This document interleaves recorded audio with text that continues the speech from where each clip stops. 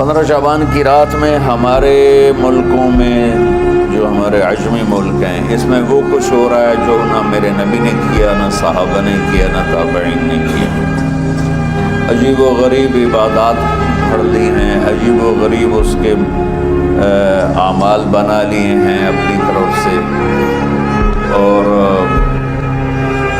مسجدیں بھری ہوتی ہیں اور روشنیاں لگی ہوتی ہیں اور آتش بازی ہو رہی ہوتی ہے۔ میرے نبی نے اس رات کی فضیلت بتائی، عمل کوئی نہیں بتایا۔ جیسے یہاں کوئی صلاۃ تسبیح کی جماعت کرا رہے ہوتے ہیں، کوئی اجتماعی تہجد پڑھ رہے ہوتے ہیں، کوئی دیگیں چڑھا رہے ہوتے ہیں، کوئی آتش بازی کر رہے ہوتے ہیں، تو وہ اس میں اتنا غلو ہو گیا ہے کہ یہ بھی ٹھیک نہیں۔ اور کچھ علماء نے اس کے رد میں اس کا اتنا انکار کیا ہے کہ اس رات کی کوئی فضیلت ہے ہی نہیں، یہ بھی ٹھیک نہیں۔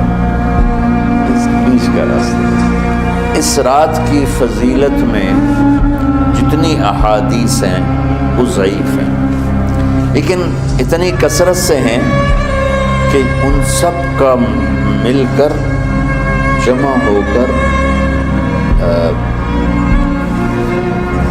کم از کم وہ حسن لغیر ہی تک تو پہنچ جاتی ہے۔ اور ابن عثیمین رحمۃ اللہ علیہ نے بھی یہ لکھا ہے کہ زیادہ سے زیادہ ان احادیث کے مجموعے سے، جو کہ اگرچہ ضعیف ہیں لیکن کافی زیادہ ہیں، تو وہ حسن لغیر ہی تک پہنچ جاتی ہے۔ تو حسن لغیر ہی سے کوئی عمل ثابت نہیں ہوتا، عمل ثابت ہوتا ہے صحیح حدیث کے سے۔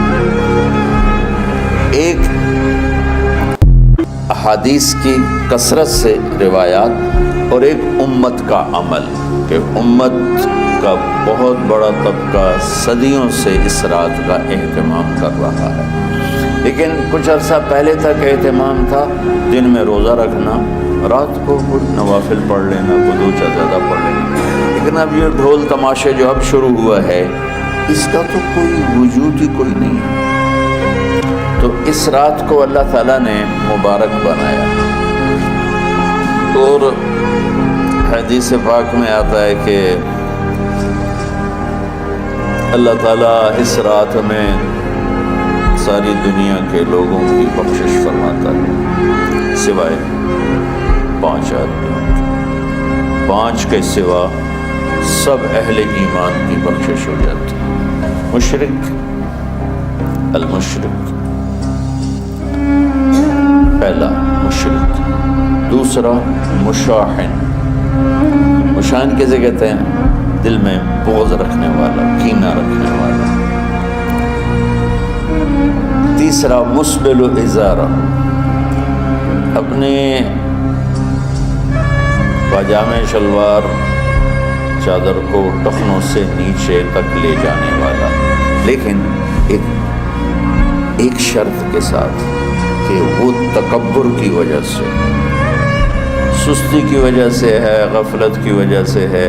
چونکہ جب آپ نے ایک مرتبہ اس کے بارے میں بات کی تو حضرت ابوبکر صدیق نے کہا یا رسول اللہ، میری چادر، عرب چادر باندھتے تھے جیسے ہمارے پنجاب کا لباس چادر تھا، اب وہ کم ہو گئے، ہماری تو بزرگ عورتیں بھی اور مرد بھی سب چادر باندھتے تھے، شلوار تو کسی کو پتہ ہی نہیں ہوتا تھا ہمارے بچپن میں۔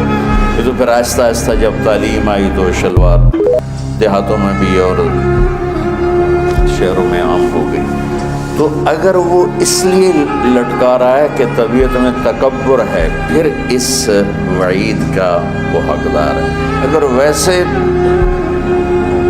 اس کی نیچے جا رہی ہے تو میرا مالک ایسا، وہ تو ہے ہی رحیم و کریم، ہے ہی رحیم و کریم، ہے ہی رحیم و کریم، صرف شلوار نیچے لٹکانے سے وہ اتنی شدید سزا دے۔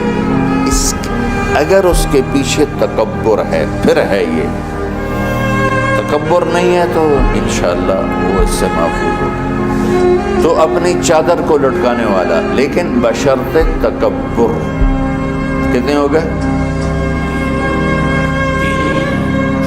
عاق لوالدیہ، ماں باپ کا نافرمان، نافرمان ایسا کہ دکھ دینے والا. چھوٹی موٹی اونچ نیچ تو ہر بچے سے ہو جاتی ہے، لیکن نے والدین کو ٹکڑے ٹکڑے کر دیا اور ان کو دکھ دے دے دے دے کے ان کا سینہ چیر دیا ہو. چونکہ آپ کہتے ہیں پرزے پرزے کرنا کسی چیز کی، تو اپنے دکھ دے کر اپنی بدتمیزی کے ساتھ اس نے ماں باپ کا دل زخمی کر دیا ہو، ایک یہ نہیں معاف ہوتا. 5واں مدمن خمر، مسلسل شراب پینے والا، مستقل جو شراب کا عادی ہو. ان 5 کو مؤخر کر دیا جاتا ہے. معافی نہیں ہونے کا مطلب یہ نہیں کہ اللہ تعالیٰ کبھی معاف نہیں کرے گا. معافی نہ ہونے کا مطلب یہ ہے کہ یہ 5 ایسے گناہ ہیں کہ اس کی وجہ سے بخشش رک جاتی ہے. اگر وہ شرک سے نکل آئے، وہ کینہ سے نکل آئے، وہ تکبر سے نکل آئے، وہ والدین کی نافرمانی سے نکل آئے، شراب چھوڑ دے، تو ان کی بھی بخشش ہو جاتی. جب کوئی توبہ کرے گا فوراً بخشش ہو جائے گی. نہ 15 شعبان کی ضرورت ہے، نہ لیلۃ القدر کی ضرورت ہے، نہ بیت اللہ جانے کے ساتھ توبہ کی شرط ہے. جہاں بھی وہ بیٹھ کے توبہ کرے گا، جس لمحے میں کرے گا، اسی وقت اس کی توبہ قبول ہوگی اور اللہ اس کے پچھلے سارے گناہوں کو معاف فرما دے گا.